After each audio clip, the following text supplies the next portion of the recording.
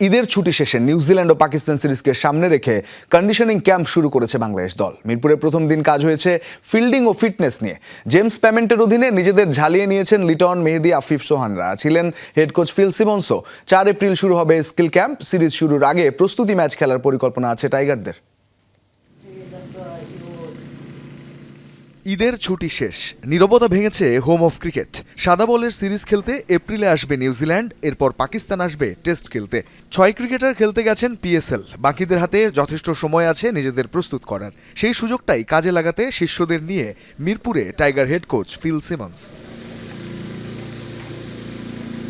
Football নিয়ে হালকা warm up, এরপরই লিটন, মেহেদী, শামীম, সাইফ, আফিফ সোহানদের দৌড় করানোর জন্য হাজির fielding and conditioning coach James Pamment. সবশেষ পাকিস্তান সিরিজে ছিলেন ছুটিতে। ক্যাম্পের প্রথম দিনেই পুরনো সেই সিরিয়াস রূপে ফিরলেন প্যামেন্ট। রান বাঁচানো, ডিরেক্ট থ্রোতে রান আউট কিংবা ব্যাকআপ ফিল্ডিং, স্কিলটা শানিত করার কোনো বিকল্প নেই। সেই কাজটাই শতভাগ করার চেষ্টা করলেন প্যামেন্ট। সঙ্গী হন সিমন্সও। কাজ হয়েছে লং ক্যাচ ও লং ফিল্ডিং নিয়েও। জোর বেঁধে লিটন, সোহানদেরও আলাদা পরখ করেছেন এই টাস্ক মাস্টার। অনুশীলনের দ্বিতীয় ভাগে হয়েছে শুধুই রানিং। সপ্তাহখানেক এভাবেই চলবে ফিটনেস ও ফিল্ডিংয়ের কাজ। 4 এপ্রিল শুরু হবে লাল ও সাদা বলের ক্রিকেটারদের ব্যাট বলের অনুশীলন।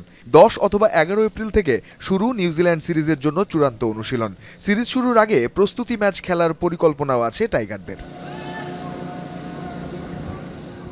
কোচিং স্টাফের বেশিরভাগ সদস্য এখনও আছেন ছুটিতে, তবে স্কিল ক্যাম্পের শুরুতে পাওয়া যাবে সবাইকে। তার আগেই ঘরের মাঠে টানা 2 ওয়ানডে সিরিজ জয়ের ধারাবাহিকতা ধরে রাখতে নিজেদের আরও আত্মবিশ্বাসী করার মিশনে বাংলাদেশ। রঞ্জন শান্ত, যমুনা স্পোর্টস, ঢাকা।